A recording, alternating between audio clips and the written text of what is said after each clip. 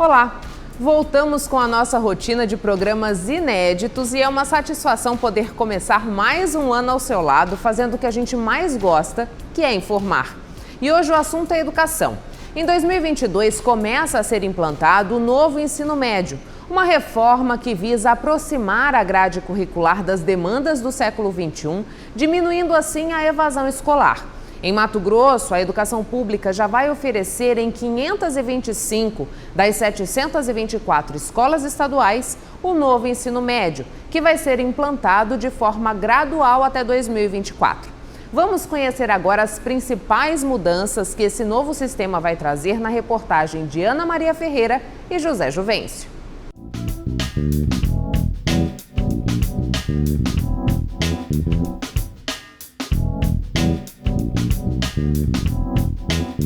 A proposta do novo ensino médio é ampliar a área de atuação e conhecimento dos estudantes em suas principais áreas de interesses, ou seja, é um modelo de aprendizagem que vai permitir aos alunos optar por uma formação técnica e profissionalizante.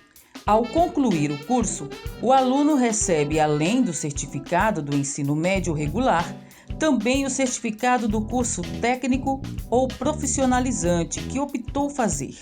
A nova modalidade encheu de expectativas a estudante Sofia Freitas, de 15 anos, que buscou a coordenação da escola que estuda para iniciar o ano letivo, sabendo os rumos que quer seguir. Aqui no colégio eles dividiram em duas trilhas, a trilha 1 e a trilha 2. Elas mudam só em dois aspectos, que é na trilha 2 que eu escolhi são práticas geográficas e práticas geográficas e imunologia e saúde pública.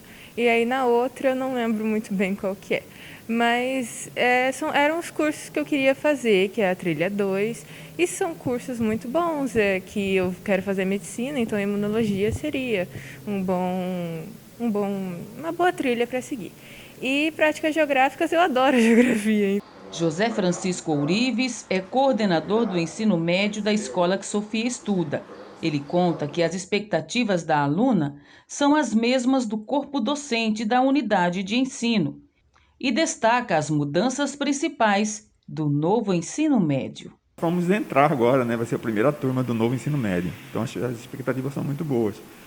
A gente vai sair do ensino tradicional, baseado em preparação para vestibular apenas, para um ensino voltado para a vida, para o aluno nos seus mais diversos segmentos, digamos assim. Então, nós vamos ter um aluno mais preparado para resolver, por exemplo, questões do cotidiano, um aluno mais preparado para as dificuldades, as questões socioemocionais do mundo de hoje, um aluno mais preparado para resolver as questões tecnológicas. Então, esse é o principal objetivo, é uma maior integração desse aluno ao mundo contemporâneo. A escola da Sofia é da rede particular, que conta com um número menor de alunos quando comparado com a rede pública de ensino, que conta com mais de 800 mil alunos matriculados nos níveis fundamental e médio. Mas, de acordo com o secretário de Educação de Mato Grosso, Alan Porto, a rede pública está preparada para receber os alunos com a nova metodologia. A nossa equipe trabalhou durante todo o ano aí de 2021 na matriz curricular. A matriz já está ajustada. Essas 525 escolas que vão ofertar o novo ensino médio, a matriz já está lá carregada no sistema. Nós já temos professores atribuídos. Alguns detalhes para ajustar ainda, que vai finalizar a atribuição agora dos professores, os professores temporários.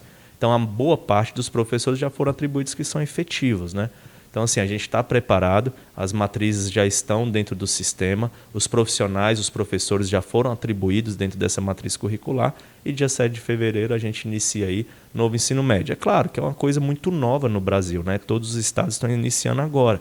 Então, é claro que vão ter mais ajustes, vão ter calibrar alguns pontos que não foi planejado, não foi pensado, mas eu tenho certeza que aqui nós vamos fazer o nosso melhor e dentro das unidades escolares também os nossos profissionais da educação estarão preparados. Até porque no ano passado A gente percorreu as 15 diretorias regionais de ensino, explicando como que vai ser a carga horária, explicando como que vai ser desenvolvido dentro das unidades escolares, formando os nossos professores. Todas as escolas, todos os diretores participaram. Então, houve um trabalho de formação muito intenso no ano passado, no segundo semestre, principalmente em relação a currículo, a matriz curricular, como que o professor vai desenvolver aquela atividade, aquele itinerário que o aluno escolheu para ele, né? Então, a gente falou de qualificação profissional, mas tem as eletivas também.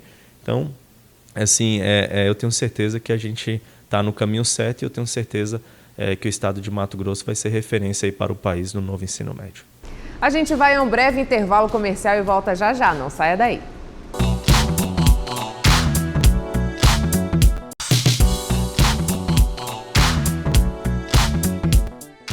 A reforma do ensino médio tem dividido opiniões. Embora concordem que a forma de ensinar precisa passar por uma mudança, profissionais da educação acreditam que a proposta do novo ensino médio pode representar uma estagnação no educar e isso pode trazer prejuízos aos envolvidos. Confira agora a conversa que eu tive com o professor associado da UFMT, doutor em educação pela USP, Silas Borges Monteiro. Professor Silas, muito obrigada por mais uma vez atender o nosso chamado aqui no Papo para que a gente pudesse discutir educação. A ideia é que a gente possa falar um pouco hoje sobre o novo ensino médio, né? O senhor, como estudioso da área, professor, como que vê essa nova medida que vem trazer aí mudanças para o nosso ensino médio a partir deste ano de 2022? Ok. Bom, primeiro, meus cumprimentos a você, Michele, seus telespectadores, e novamente, obrigado pelo convite. Prazer sempre conversar com você. Michele, a reforma do ensino médio me parece que era urgente e já identificada há um tempo. Eu acompanhei um pouco mais de perto, alguns anos atrás, um esforço do Ministério da Educação em pensar uma reforma mais profunda do ensino médio, porque já se identificava, naquele momento, eu digo isso em torno de 2013, por aí, quando eu era diretor do Instituto de Educação, uma evasão muito grande no ensino médio, uma falta de perspectiva dos estudantes do ensino médio terem no horizonte o ensino superior, né? Já havia dados bastante contundentes disso.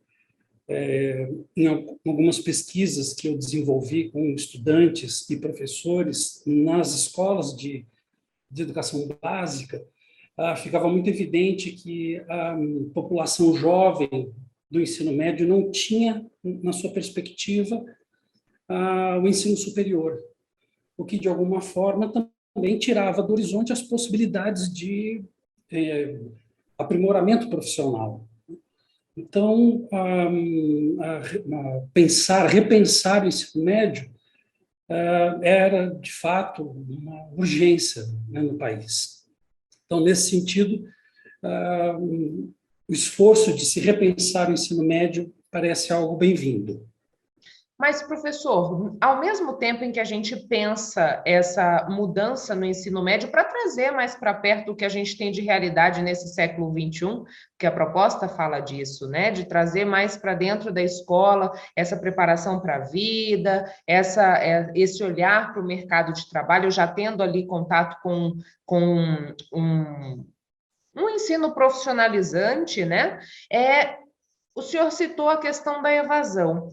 Alguns estudiosos apontam que a gente pode ter aí um menor ingresso, por exemplo, ao ensino superior com essa mudança do ensino médio, porque a gente não teria também uma mudança nas universidades na forma de ingresso, né? O que o senhor pensa a respeito disso? Acha que pode haver aí esse buraco, digamos assim, no que diz respeito ao ingresso ao ensino superior?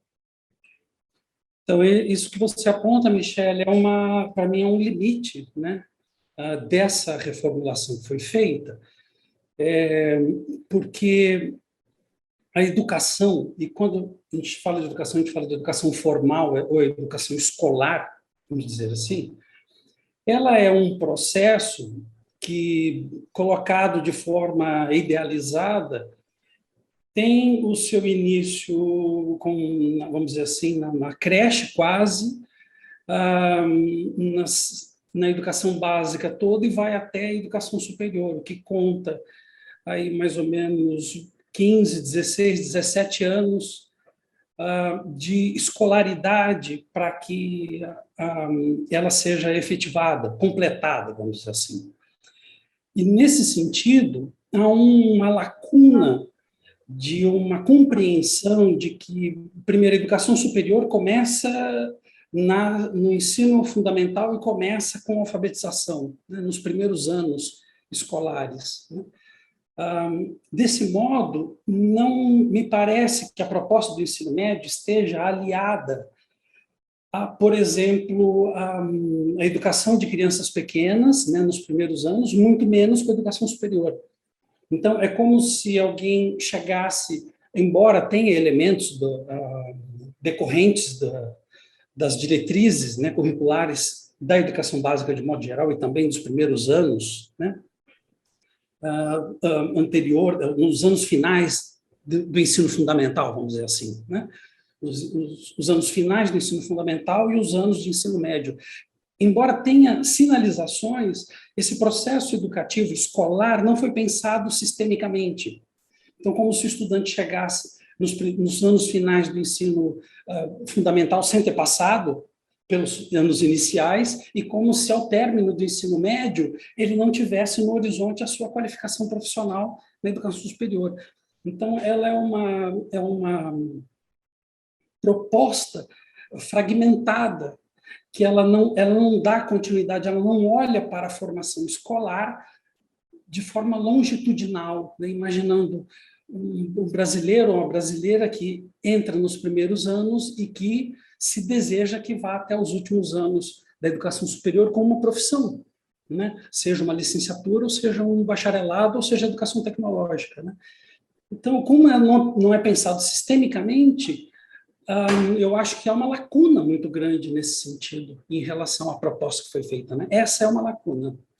E, professor, um outro ponto que vem sendo bastante discutido também é que essa reforma do ensino médio, ela pode, de alguma maneira, aumentar essa desigualdade social que a gente já vê tão presente no Brasil, que ficou ainda mais evidenciada com a pandemia de Covid-19. E aproveitando esse gancho que a gente já falou da pandemia, 2022, para o início desse novo ensino médio, a gente vindo de um processo pandêmico em que as aulas foram suspensas, ficaram em ensino remoto, não é mais um prejuízo para que o aluno dê conta de mais uma mudança nesse momento? Eu diria para o estudante, de certa forma, mas não exatamente por conta da reformulação do ensino médio, mas é um prejuízo, porque, novamente, a educação não foi pensada sistemicamente. Mas, ao lado disso, me parece um movimento inadequado. Uma reformulação do ensino médio, primeiro, quando não foi feita de forma sistêmica, já é um problema. Segundo, quando ela não é pensada dentro de um contexto de determinadas condições garantidas, ela anuncia o seu fracasso.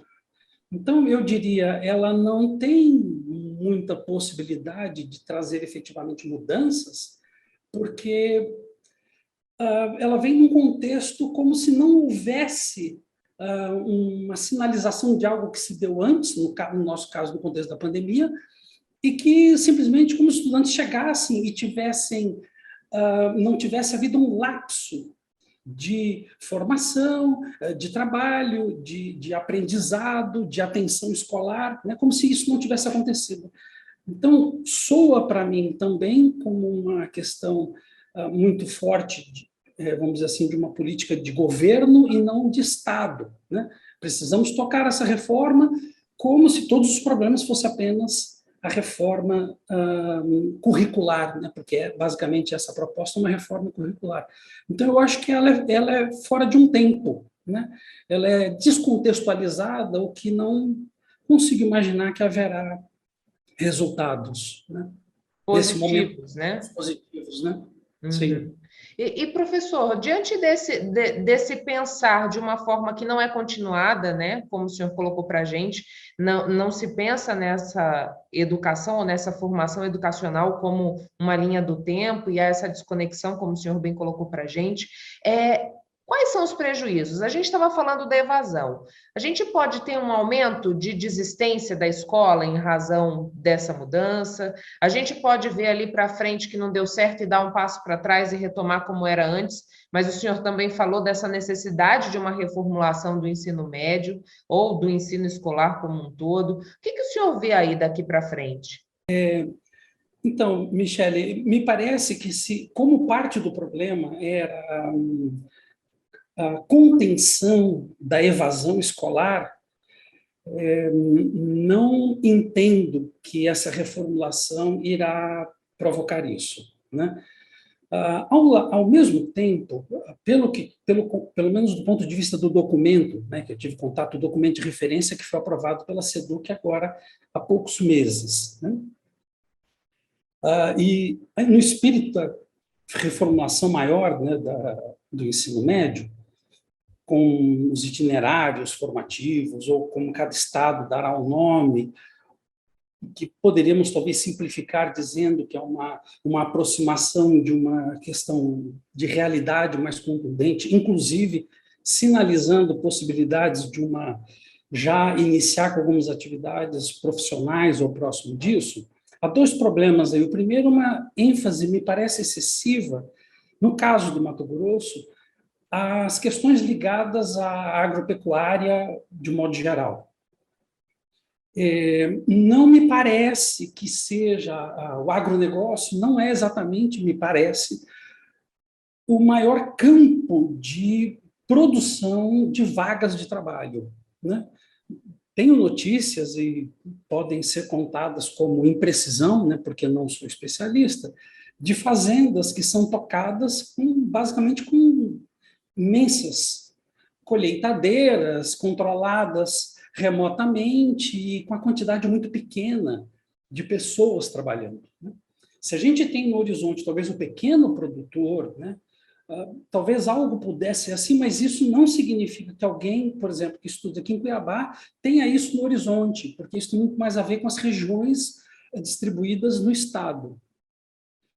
Então, me parece que isso entra um pouco numa certa idealização por desconhecimento do que significa o mundo do trabalho efetivamente no Estado.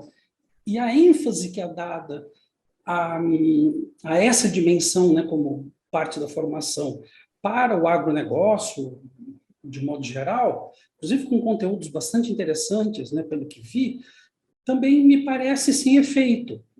Eu digo no sentido prático, né, que coloque jovens, né, diante da possibilidade do trabalho. O primeiro aspecto é isso. Segundo, a concepção que já vem sendo discutida do ensino médio, disse, em 2010 e por aí isso já aparecia, e que você bem sinalizou no início, de uma visão prática, mais próximo da vida, isso exige escolas preparadas para isso.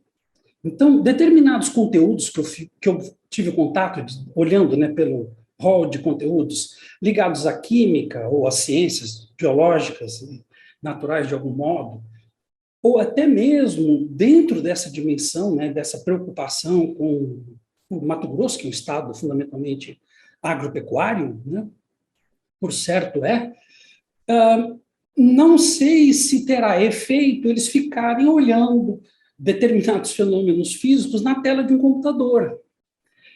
Então, há uma frase que me parece assim, interessante, né, que me é muito interessante, de um filósofo alemão chamado Arthur Schopenhauer.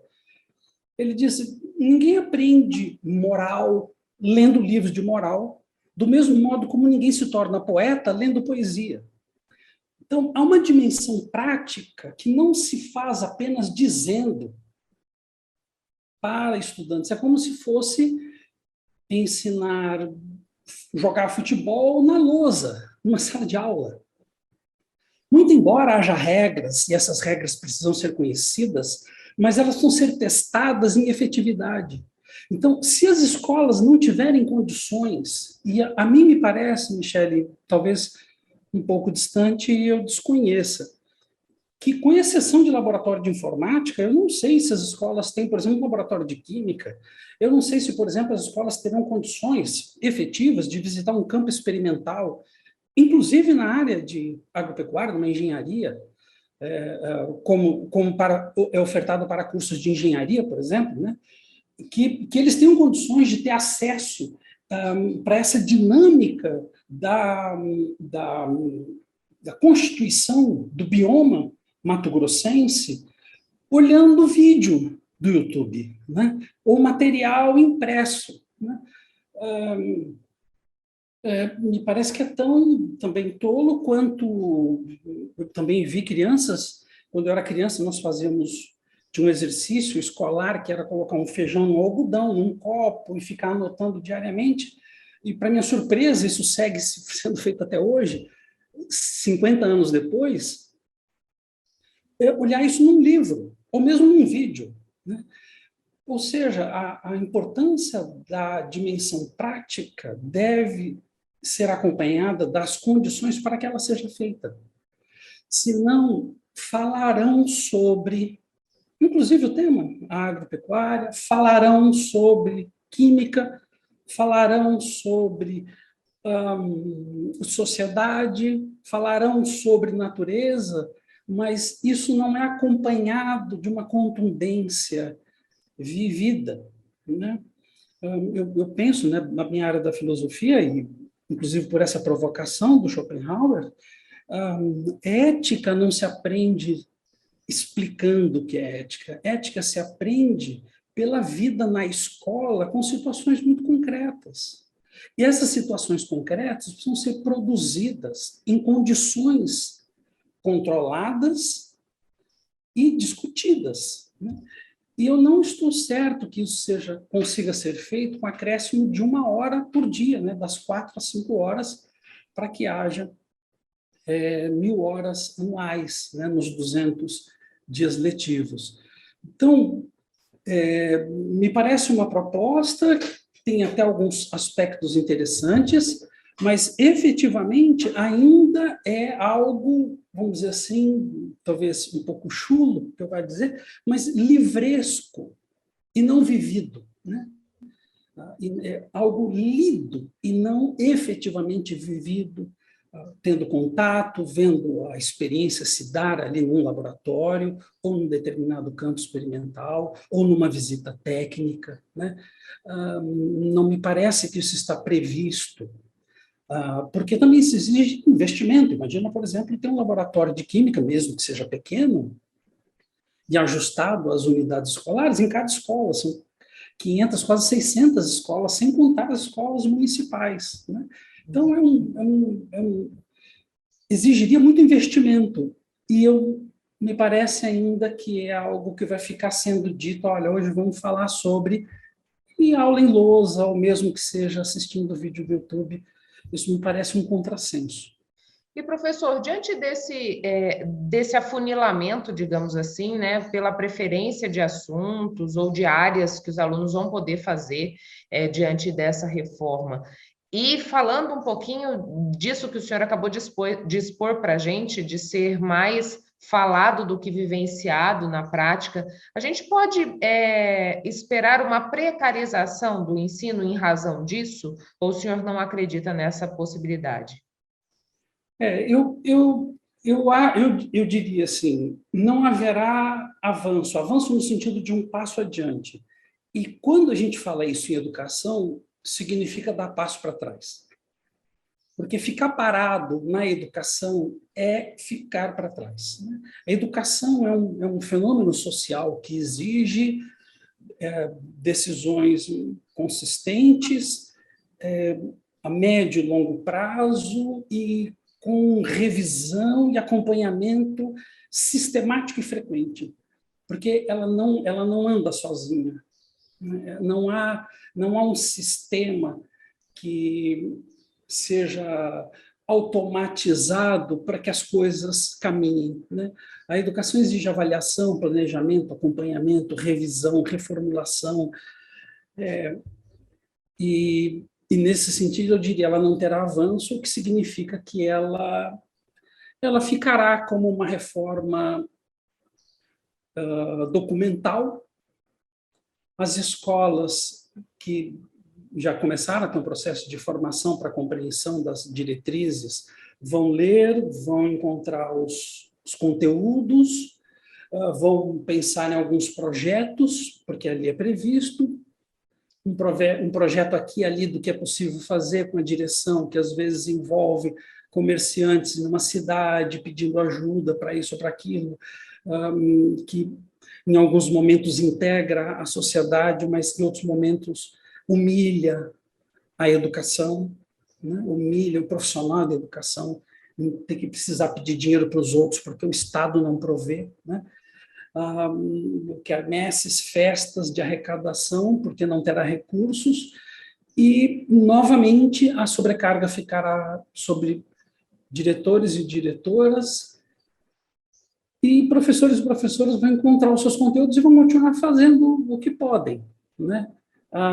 Soando agora que não é mais disciplinar, que é mais por área, é mais integrado, mas isso não se dá sem investimento, né? Então, me parece que ela é uma reforma apenas documental, aparente, não provocará mudança nem avanço, vai ficar estagnada, o que significa atraso e precarização. Não saia daí que o papo volta já já.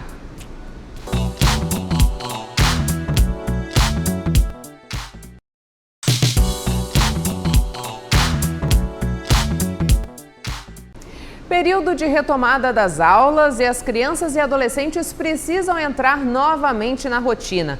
Algumas delas estavam até o presente momento apenas no ensino remoto e terão a oportunidade de reencontrar amigos.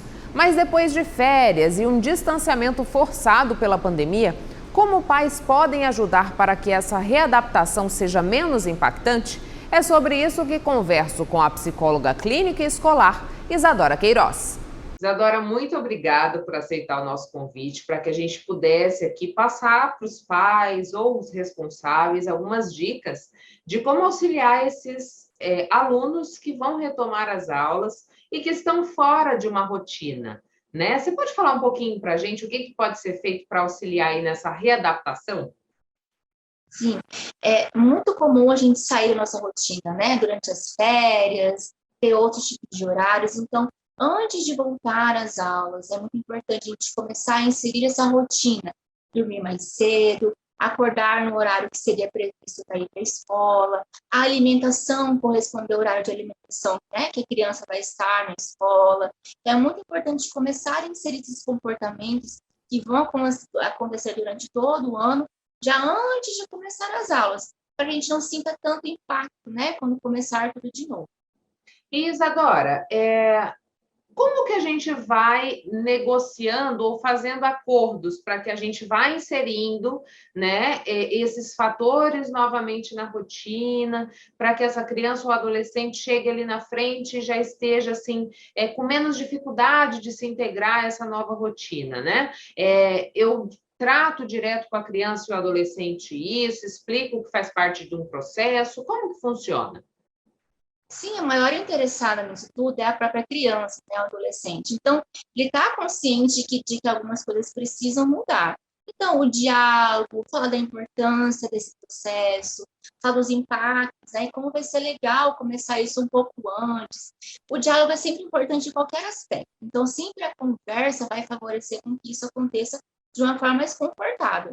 Então, vai inserindo aos poucos, né, para que até a mudança de rotina antes das aulas também não seja impactante, porque se você já vem de um processo, né, sem tanta rotina, sem hora para dormir, para acordar, e de repente a gente muda, causa mesmo impacto, que é normal. Então, inserindo aos poucos, conversando, acordando, é sempre possível. E a gente tem também alguns alunos, Isadora, que ainda não estão no ensino presencial, ou não estiveram no ensino presencial até esse momento, porque tinha o híbrido, optou por ficar só no online mesmo, e agora nesse ano de 2022 vai precisar retomar esse convívio, vai ter que estar presencialmente na sala de aula. Isso gera uma certa ansiedade também. São quase 2 anos longe da escola, né? O que a gente pode fazer nessas situações? A gente está num cenário muito diferente, né? Então, muitos alunos ainda não tiveram contato com seus pares, né? De estar realmente no contexto escolar. Então, essa adaptação, ela pode gerar algum tipo de insegurança, sim, de ansiedade, mas o acolhimento da família e da escola é fundamental para esse processo. Então, primeiramente, os pais têm que confiar muito no ambiente escolar, manter o diálogo com a equipe escolar, com os professores, com a gestão, passar essa confiança para a criança, para que ela se sinta confortável em estar nesse ambiente de novo, né? Para poder conviver com os colegas, né? Com os devidos cuidados, mas assim, a escola é um espaço de socialização e ela precisa estar ali para poder aprender demais. Então, voltar à escola nesse novo cenário que por vezes é muito certo, precisa desse suporte familiar e da escola, e principalmente dessa comunicação entre família e unidade escolar, para que ele juntos, né, consigam auxiliar para que o processo seja o mais tranquilo possível.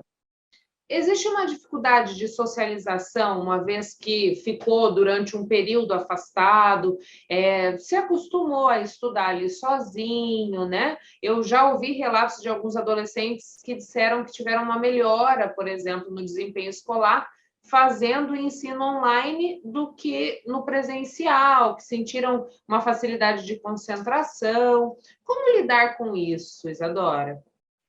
A gente vai entendendo as características de cada um, né? Nós somos pessoas muito particulares, então é claro que a gente tem nossas especificidades. Eu posso me dar bem no espaço sozinha ou no espaço coletivo, mas estar na escola é para além de aprender a parte pedagógica, né? É aprender regras e comunidades, é aprender a convivência, é aprender a socializar. Então, estar nesse espaço é um processo talvez um pouco delicado, sim, para alguns adolescentes ou algumas crianças, né, estar nesse ambiente novamente, mas é importante. Então, não também deixá-la sozinha em um outro espaço, talvez não venha contribuir tanto, porque a aprendizagem ela não perpassa somente pela parte de saber ler, escrever ou somar, né? Tá muito para além, tá? Essa parte da convivência, a gente aprende muito com o coletivo. Então, estar na escola a gente tem que entender que é muito mais que a parte pedagógica. Isadora, eu queria que você falasse um pouquinho para a gente agora sobre a importância da rotina, né? Porque a gente está falando de retomar uma rotina que faz parte do maior período do nosso ano, né? Os adultos trabalham, as crianças e os adolescentes estudam. Então, eu queria que você falasse um pouquinho sobre rotina. O que isso significa para essa criança que está em desenvolvimento, para esse adolescente que está entrando numa nova fase? A adaptação, no geral, e a rotina, elas estão interligadas, né? Então, ter rotina, ela está adaptada ao dia a dia, né? Então, por exemplo, se você tem uma rotina de dormir muito tarde, acordar muito cedo, provavelmente você não tem um dia tão produtivo. Então, estar com uma rotina adequada é muito importante para a sua produção, para a sua interação, para o seu bem-estar físico e mental. Então, a rotina está muito para além de ter reloginhos da hora de acordar e dormir. Atividades do dia a dia, né? Então, para a criança que está entrando na escola, a rotina de dormir e acordar cedo é importante. Para o adolescente também, ter esse descanso, né? O momento de lazer também faz parte de rotina, os afazeres do dia a dia. Então, ter rotina é ter cuidado. Cuidado com o corpo, com a mente, com o tempo. Saber ser flexível também, porque nem sempre as coisas são da forma que a gente tenta e planeja. Então, a rotina nos ajuda a pensar melhor o dia a dia e se organizar também, que é muito importante. A gente está falando aqui de crianças e adolescentes que estão voltando para a escola, mas a gente tem uma parcela que começa a estudar agora também, pela primeira vez. É o mesmo contexto para essas crianças que estão ingressando na escola, Isadora, ou alguma coisa modifica nessa forma de preparo, nesse lidar com um ambiente novo? Pensando no cenário atual, como é a primeira vez que eles estão indo para a escola, para eles é novidade, mas uma novidade que não vai causar tanto impacto se fosse uma criança que estaria voltando para a escola, por exemplo. Mas a parte de inserir a rotina, de acolhimento, de preparação, faz parte para ambas os exemplos. Então, conversar com a criança, acolher, passar a segurança de que vai dar tudo certo, que está tudo bem, né? A escola sempre é muito acolhedora também, ela passa a segurança, né? Que os pais vão voltar para buscar, geralmente tem esse receio, né? De a criança chorar, querer ir embora. Tudo isso faz parte do processo de adaptação. Pensa que uma criança que nunca foi para a escola, ela está lidando com crianças diferentes, com adultos que ela nunca viu antes, então causa insegurança, é natural. Então, trabalhar essa rotina pré-escola, antes de entrar na parte escolar, é importante para qualquer contexto. E essa insegurança, tem como a gente minimizar isso? Porque eu falo como mãe que passou por esse período, né? Quando eu fui levar o Inan, que é o meu filho, hoje tem 4 anos, já está mais ambientado, mas quando ele foi começar na escola, tinha assim um desespero, que parecia que eu estava abandonando ele, chorava. Eu acho que eu fiquei mais de uma semana ficando com ele na escola para ele se ambientar, né, e conseguir ficar sozinho lá até que eu fosse buscar. Assim, pensa que é tudo muito novo, né? De repente, meu pai e minha mãe me deixaram num ambiente do qual eu não conheço, do qual eu nunca ouvi falar antes, do qual eu não conheci. Então, essa segurança ela é comum. Como a gente pode minimizar isso? Essa parte de adaptação escolar, principalmente com crianças pequenas, a escola geralmente insere a família nessa etapa, né? Os pais ficarem um tempo com a criança na sala de aula ou nos ambientes da escola, né? E familiarizando. E quando eu falo, é bem repetitivo isso, mas isso é muito importante, os pais se sentirem seguros, isso é muito importante.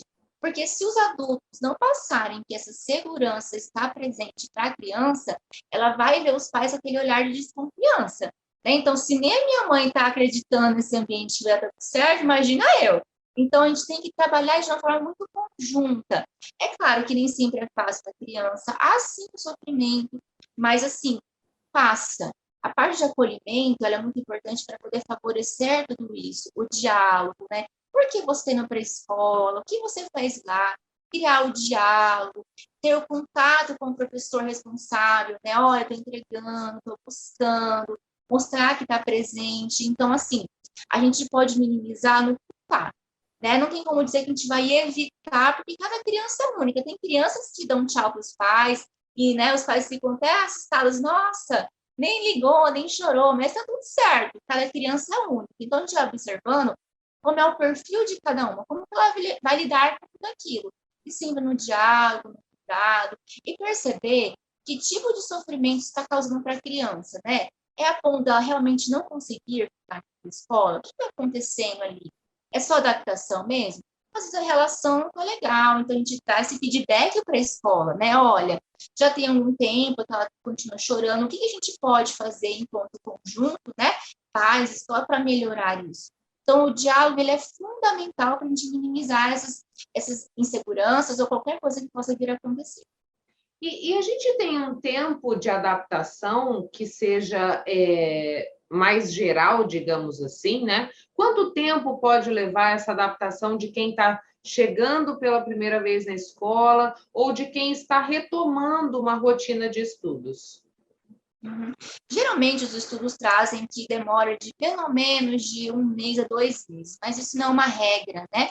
Tem crianças que demoram um pouco mais, tem crianças que levam pouquíssimo tempo, então ele é muito único. A gente tem que estar sempre observando como que esse processo de adaptar está afetando o desenvolvimento dela na escola, o desempenho, né? Ela está chorando, mas depois ela consegue interagir, fazer atividades, está tudo certo? Então, ainda é um processo, até ela conseguir ir para a escola sem chorar, por exemplo. Então, a gente tem que ir observando tudo isso, como isso está impactando a vida dela. E sempre conversando, pedindo feedback dos professores, né, da gestão escolar, como que eles estão observando isso, porque essas coisas a gente vai ajustando, né? De repente, o horário, às vezes, não é o mais adequado para a criança, às vezes muda de turno, então a gente vai adaptando tudo isso para ver o que é mais possível. É claro que dentro de uma realidade, né? Às vezes a criança não se dá bem de manhã, mas é o único horário possível. Então a gente vai aprendendo a lidar com isso dentro do possível, né? Conversando com a criança, inserindo nesse contexto, mudando a rotina de casa. Então, por exemplo, Se no final de semana ela tem uma rotina completamente diferente dos demais dias da semana, isso vai causar um impacto para ela. Né? Então, a gente tenta manter essa rotina até nos finais de semana, para que não quebre tanto que está combinado, para o organismo não sentir tanta diferença. E Isadora, você falou para a gente sobre a importância do processo de socialização, a importância da gente ir preparando essa criança, esse adolescente, seja para o início ou para o retorno. Você pode dar, assim, exemplos para a gente da rotina? Por exemplo, você falou da gente colocar alimentação, o horário de dormir semelhantes ao que se pratica no período de aula, mas, por exemplo, levar essa criança, esse adolescente para comprar o material escolar, para discutir o uniforme, para fazer uma visita na escola, isso também pode auxiliar no processo? Completamente, porque ela vai tendo já o contato com o que é estar na escola, né? A gente fala muito que as crianças gostam dessa previsibilidade, né? Do que vai acontecer. Principalmente são crianças muito pequenas, que não têm essa noção de tempo ainda. Então, mostrar elementos que indicam o que vai acontecer no futuro. Então, se eu vou comprar uma mochila que é para ir para a escola, então, o que é ir para a escola? Então, para ir para a escola tem que ter essa mochila, esse caderno, esse lápis. Então, inserir esses elementos que entendem que você vai para a unidade escolar, que você está indo para a aula, é importante. Conhecer a escola antes, né, aquela visita da escola, da matrícula, a compra do uniforme. De repente, o sapato que você vai para a escola é esse, né, o lacinho que você vai utilizar é esse, o óculos, o boné. Elementos que vão dizer que aquele lugar vai fazer parte da rotina dela a partir de agora. Né? Então, para ela estar lá, ela precisa disso. Então, assim, além da rotina, objetos mesmo, elementos simbólicos, né? A mochila, a compra de materiais, os uniformes, de repente, se a criança vai de van escolar, conhecer a van escolar antes. Então, todos os elementos que vão fazer parte da rotina escolar, a gente vai inserindo antes. Tanto de rotina de horário, quanto de elementos simbólicos mesmo. Conhecer o professor antes também facilita esse processo? Facilita bastante. Alguns lugares isso sempre é possível, né? Porque são muitos alunos, mas é sempre importante. Se for possível, é bem legal. Mas, assim, o contato com o professor, embora a gente tenha esse contato individual, ele está sempre no coletivo, né? Então, esse primeiro contato de acolhimento com o pedagogo, criando atividades, é sempre bem legal. Então, essa primeira semana, geralmente, nas escolas, ele é muito acolhedor, ele é muito de trazer a criança para perto. Então, os professores sempre são muito queridos, sempre são muito presentes para isso. Mas, se possível, conhecer o professor antes também é uma ideia bem legal. Isadora, para a gente finalizar, eu queria que você deixasse aí uma reflexão para os pais que estão assistindo a gente, né, e que, porventura, passam por algum tipo de dificuldade nesse período do ano em que a gente retoma aí as nossas rotinas com as atividades escolares. Nesse cenário que a gente está vivendo agora, a gente pode observar que como a educação é importante, como estar na escola é importante, embora a gente tenha bastante dificuldades, né? Estar no ambiente escolar é fundamental para o seu filho, só se desenvolver, desempenhar melhor no dia a dia. As dificuldades, elas podem vir a acontecer. Vocês não nasceram com manuais, né? Nenhum pai nasceu com manual, nenhum filho nasceu de como funcionar, mas é sempre tudo construído em conjunto. Né? Tente observar o que é possível para você no momento, tente ver o que está atrapalhando nessa adaptação. É só realmente rotina? Você está bem com esse lugar? Você se sente bem levando o seu filho nessa escola? Observe o contexto no qual você está inserido, né? E confie no seu filho também, que tudo vai dar certo, que são processos. Quando a gente fala de fase de adaptação, a gente já deixa entendido que é uma fase, que isso vai passar, né? E adaptação não é só uma escola nova, é uma série nova, né? A gente tem crianças saindo do ensino fundamental para o ensino médio, educação infantil para o ensino fundamental. Então, tudo isso causa impacto, né? É só lembrar de que quando a gente vai para um espaço novo, um lugar novo, a gente também está procurando um jeito de se adaptar e se colocar nesses espaços. E com as crianças não seria diferente nesse momento de volta às aulas. Então, é sempre conversar, dialogar e observar. Intervalo é rapidinho, espera aí.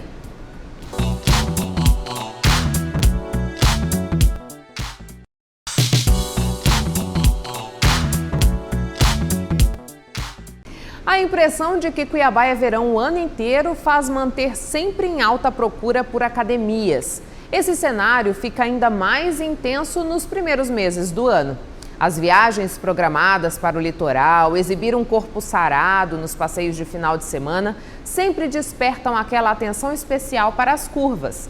Embora muitos se motivem ainda pela questão estética, o reflexo deste comportamento pode recair positivamente sobre o aspecto da saúde.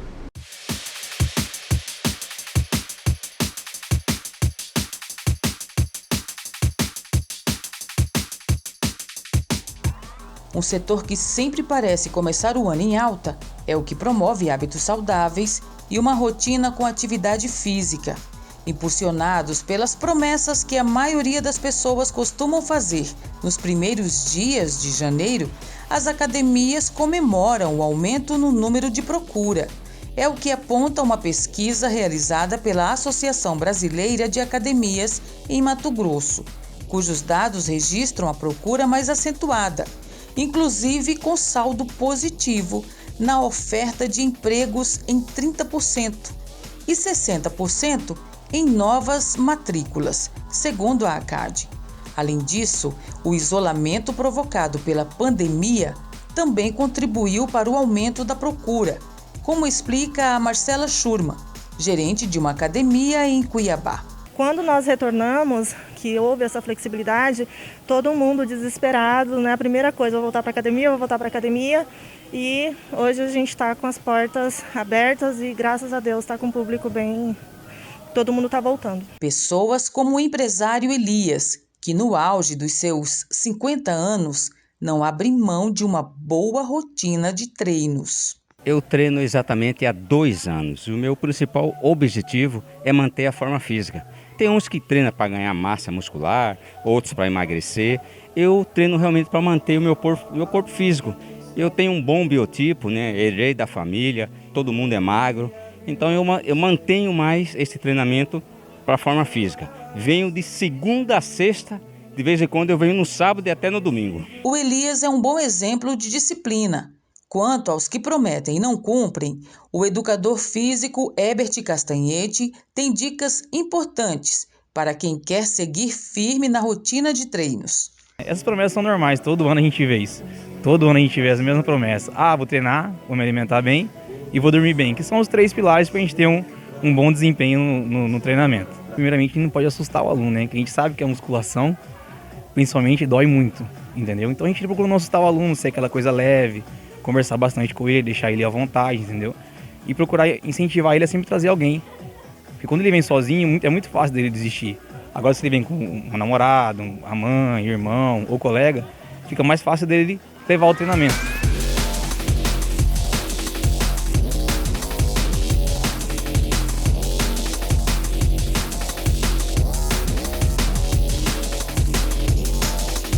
Não é fácil. Você tem que ter determinação e foco. Tem dia que você vai acordar com preguiça, mas venha. Não desiste, nem que você venha para fazer meia hora da academia, mas venha. Você não sabe o ganho que você vai ter de melhoramento na sua saúde.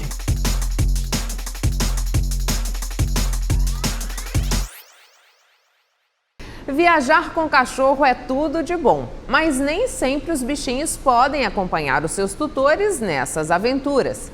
Dessa forma, muitas pessoas recorrem aos hotéis para pets, para que eles fiquem em segurança durante este período.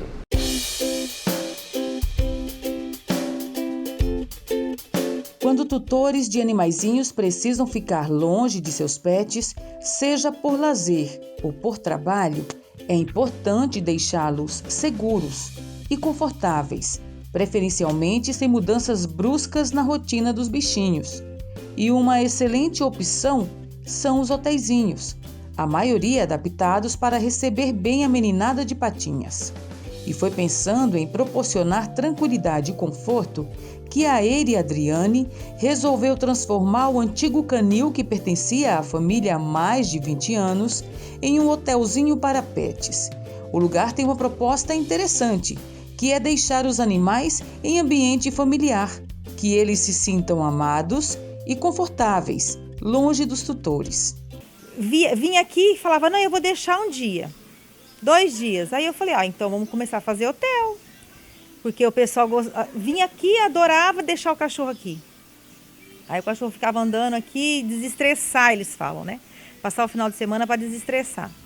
Aí falei, então vamos começar a fazer hotel. E já tem anos, já até perdi as contas de quantos anos tem que eu faço hotel. O hotelzinho da Eire já chegou a hospedar cerca de 100 cachorrinhos de uma vez. O sucesso de toda essa procura é justamente a liberdade que os pets têm em conhecer quintais e fazer novas descobertas. Aqui eles estão o tempo todo andando, tanto que quando chove, tem muitos que não sabem o que é chuva. Aí eles saem andando na chuva. Você tem que correr, pegar e pôr para dentro de casa.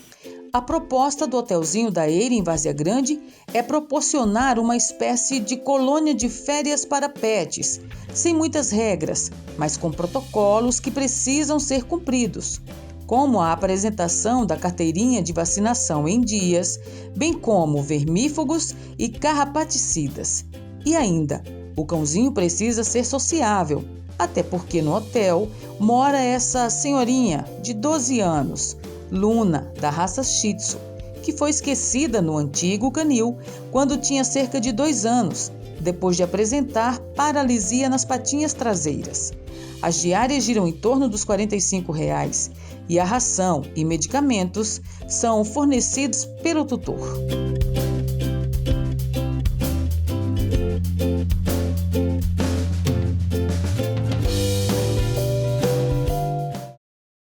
Até sofrer um acidente de trabalho, Vanderlei tinha uma rotina comum.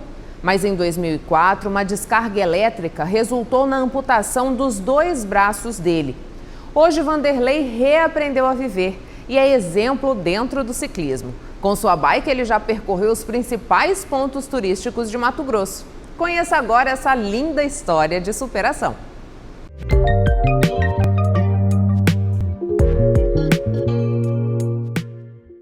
Quase 4 horas da tarde, e se a equipe se atrasa mais um pouquinho, certamente perderíamos o personagem principal dessa história. E que história! Esse atleta aplicado que dá meia volta para receber a nossa equipe é o Vanderlei, um homem que de repente viu toda a sua vida mudar a si mesmo, de uma hora para outra, depois de um acidente de trabalho. Uma descarga elétrica acabou amputando as 2 mãos do homem que estava acostumado a uma rotina intensa de 18 horas diárias de trabalho. Mas o acidente não abateu o Vanderlei. Ao contrário, foi justamente a partir dali que ele resolveu mudar radicalmente de vida. Sabendo do risco que é uma descarga elétrica que mata, por eu estar vivo, então eu só tenho a agradecer.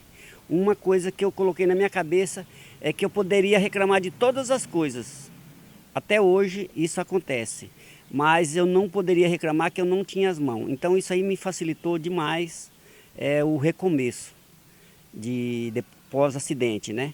Então não reclamar de nada, o que dá para fazer se faz, o que não dá tenta fazer para ver se faz. Tem coisas que de imediato funciona, outras coisas demoram um pouco mais, mas tudo até hoje que eu coloquei na cabeça para fazer, eu tive facilidade. E foi assim mesmo que o Vanderlei Mãozinha colocou na cabeça que deveria ter uma bicicleta adaptada para abraçar de vez o ciclismo, esporte que conheceu depois do acidente. Comprei uma monareta e aí eu comecei a andar nessa monareta, que é uma bicicletinha pequena, os antigos sabem que bicicleta que é. E aí eu fazia a passagem da Conceição, Chapéu do Sol, ao sábado. E aí eu falei para ele, vou comprar uma grande. Ele disse, não, a grande vai ficar ruim para você fazer adaptação e tudo. Aí um dia eu fui fazer um passeio com o pessoal do grupo Roda Presa e gostei, achei aquilo lá interessante assim. E falei com um rapaz que organiza o grupo, né, que é Denilton, arrumar uma bicicleta para mim. Aí ele conseguiu uma bicicleta em conta e eu comprei essa bicicleta e eu mesmo fiz a adaptação. E de lá para cá só fui a cada dia treinando e eu fazia só aqui dentro da cidade. Mas aí eu descobri uma pessoa que fazia longão e eu me interessei. E fui fazer meu primeiro para Bom Jardim. Só subida. E apaixonei por longo. De lá para cá, Já são mais de 30 mil quilômetros rodados, muitos lugares visitados, limites superados e planos para desafios cada vez maiores. Vale ressaltar que, além de novas perspectivas, o ciclismo trouxe também mais amigos, como o Ronelso Barros. Vanderlei serve de inspiração para muita gente na cidade, né? Não só aqui em Cuiabá e Várzea Grande, como no estado, para fora. E é algo muito positivo, né? Além de você contribuir para a sua saúde, é uma sensação de liberdade, de bem-estar, né? Que te faz bem no dia a dia. Aí, ó, estou aqui no Mirantes da Chapada dos Guimarães. Gente, olha que vista linda. Vocês veem aqui, hoje o dia está muito próprio para visualizar. Lá no fundo, nós temos Cuiabá.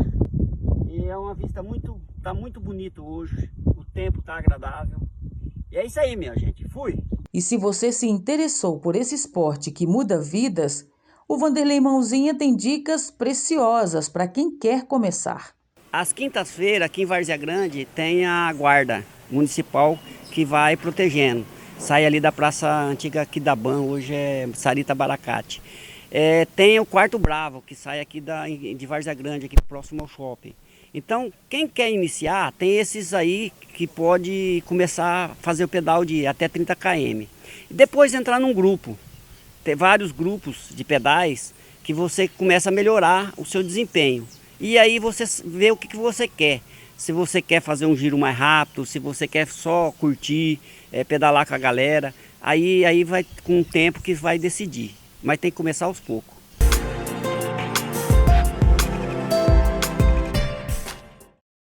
Chegamos ao fim de mais uma edição do Papo com Ela e você pode nos ajudar a fazer o programa dizendo o que você gostaria de assistir aqui. Para isso você pode entrar em contato com a gente, seja pelo Instagram, no Facebook ou no nosso e-mail, papocomelatbo@gmail.com. Tenham todos uma excelente semana, lembrando que o nosso horário alternativo é quinta-feira às 2h30 da tarde. Até a próxima semana, eu espero você!